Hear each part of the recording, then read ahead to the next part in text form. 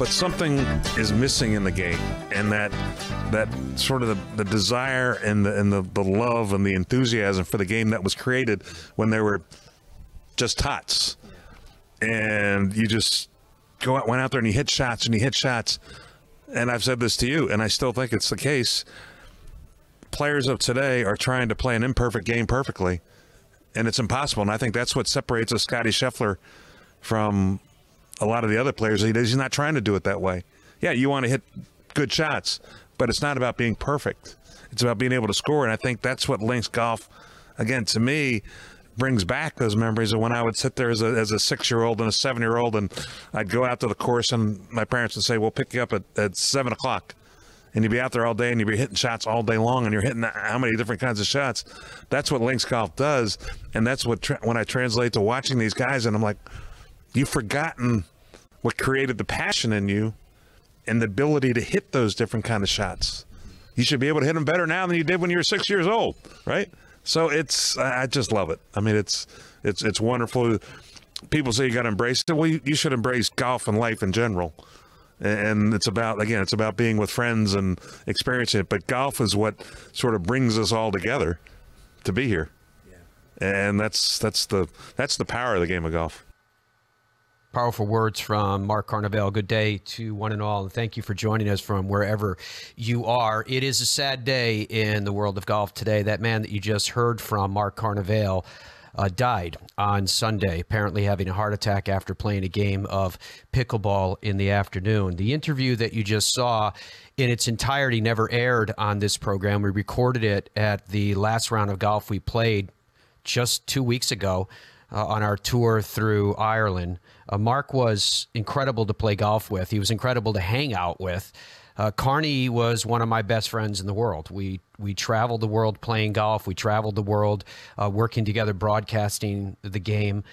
His credentials as a player were stout. Mark Carnevale was the 1992 PGA Tour Rookie of the Year. That distinction is now called the Arnold Palmer Award, and it was something that he wore with tremendous pride because Arnold Palmer, along with his father, were his two greatest heroes. To win that award in 1992, Carney had to beat out Phil Mickelson for the honor. Think about that for a second. So for someone that had won at every level of golf that he had ever played, including on the PGA Tour, and had a title, a distinction that he carried with him for the rest of his life of that stature, was something that stands alone, right? However, Mark Carnevale decided to go into golf broadcasting. And for the last, call it 20 years, that was Mark's primary job, working for pretty much everybody that brings you the game in some way, shape, or form. In more recent years, PGA Tour Live and PGA Tour Radio were his primary. So when we had a chance to play at the Old Head, it was quite incredible because the day that we played, and it's called the Old Head because of the headlands along this coast of Ireland that protrude out into the Atlantic Ocean. This particular golf course, more than 2 miles into the Atlantic. And on that day, it just happened to be Mark, his girlfriend Liz, and me playing together. And that never happens. We rarely have a round like that where we just get a chance to go out, you know, as friends without having to entertain someone or play with someone, which we enjoy, but it was just one of these days that it was just about celebrating friendship. And the day was absolutely perfect. Perfect. We asked one of the caddies how they would explain the kind of day that we were having, and he put it succinctly saying the day was one of one. And it made me think about Carney because he truly was one of one. Mark Carnevale, as I mentioned, is a guy who was making his living off of words, yet the words that he used were always succinct. They always carried with them a certain efficiency. I can remember asking Carney one time in his own experiences and with the great champions that he chronicled on a weekly basis. what was the difference between people who win and people who lose? And almost every time I spoke to Carney, you could take the question as a metaphor for something more. And 99 times out of 100, he took the bait, and it was deliberate because I love to hear his views. And his answer to me to that question was, you have to risk failure in order to succeed. Carney's dad, Ben, is in the Basketball Hall of Fame. And Carney always carried with him this belief in the dignity of the game, in the dignity of sports, in what we can accomplish individually, and how to accomplish it, and how to do it the right way. When we parted company in that trip just a little while ago, he had to go on to broadcast the Scottish Open. I was staying in Ireland for a few more days in advance of going to Royal Troon. And as I mentioned, the day at the Old Head was so perfect that when we finished, Carney was looking kind of reflectively over the rail on the back deck of the clubhouse. Incredible view. And Carney said, "It looks like heaven." So he went off to Scotland, and along the way, he and his girlfriend Liz played Kingsbarns. They visited the old course at St. Andrews, of course. The final picture of Mark Carnevale's life was actually taken on the Swilcan Bridge. The significance of it resonates. So about a year ago, Carney joined me to host a group of fans from the Fairways of Life show to go back to the home of golf. And it was one particular night. We were working on the show. Dom had asked me to do a sit-down interview with Carney, kind of getting his reflections on the week that had been. That week, it was tremendous. Again, we got very fortunate with beautiful weather, or maybe that's just a recollection. And it was an opportunity once again to pick the brain of Mark Carnevale and get his unique perspective, a perspective that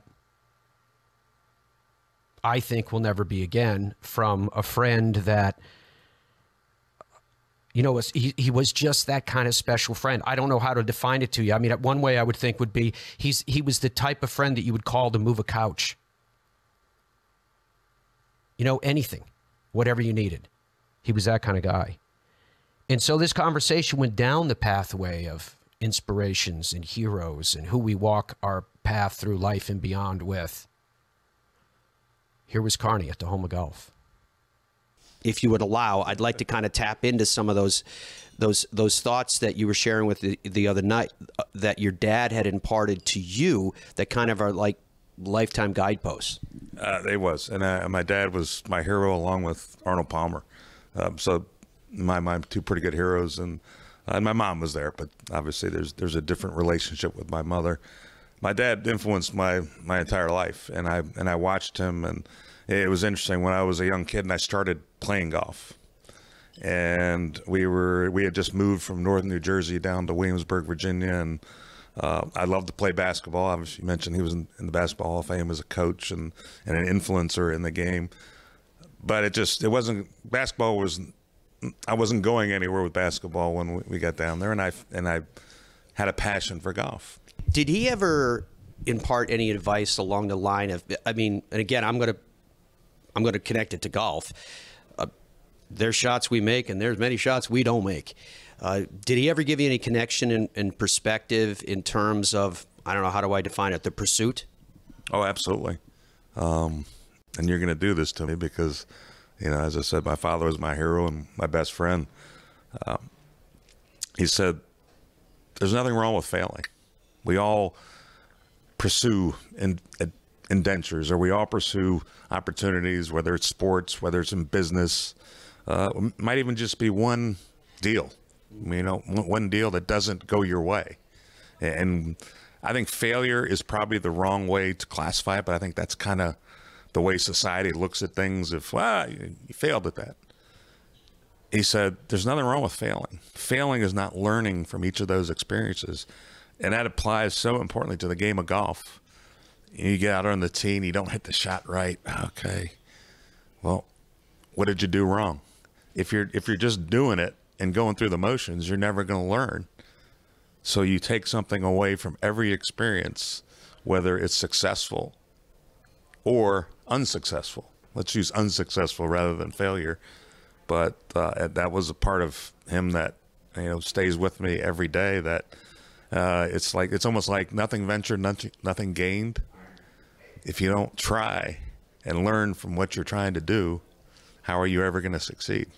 Wow, that is powerful stuff. And Carney's admitting to it, he's getting emotional talking about his dad. But I think it's fair to say that when you're on a links golf course, we've heard it multiple times on this trip already, that the experiences that you have in these courses is a spiritual one. And there's a sense that you're sharing the experience with people that maybe are gone or the past, or maybe your own ghosts, or whatever it is. It's a very different experience when you're out here, when you let the serenity settle in, and when you're on a march like we are, that's really a celebration of life and friendship and fun. Is there a connection here? Do you feel that? Do you kind of feel like it's not just about what you're doing with a club in hand at the moment, if that makes any sense? Oh, it does. And as you say that, I get goosebumps, and my eyes are starting to tear, because my father introduced this game to me. I believe in this. I believe things happen, and I believe you can experience things whether you want them or not. And the one experience that I was never able to have with my father is to come here to the home of golf, where, again, that's where golf started. And he introduced me to this game at 3 years old, and I just turned 63 years old. And to think that without him sort of feeling or understanding, because all my brothers played basketball. They tried to play golf, but they weren't. And I don't know if it was just something he sensed, because he was always behind me, despite my mom saying, get a job, you need security and all this. And I kept pursuing the PGA Tour. There's a connection. And the first time I played the old course, and I say that obviously because we're sitting right next to it, I was like, oh, okay. The second time I came back, I don't know if it was the anticipation the first time of just, but it was the second time I came back where I actually felt the presence of him, of all those that played this game before me. And that was pretty special. Yeah, this is the stage where all those that played the game before us, all the greats, have walked these grounds, save for only Ben Hogan. It is that remarkable. You are too, my friend. Thank you so much for the hospitality. Thanks for being here. Thanks for being you. Always my pleasure, Matty.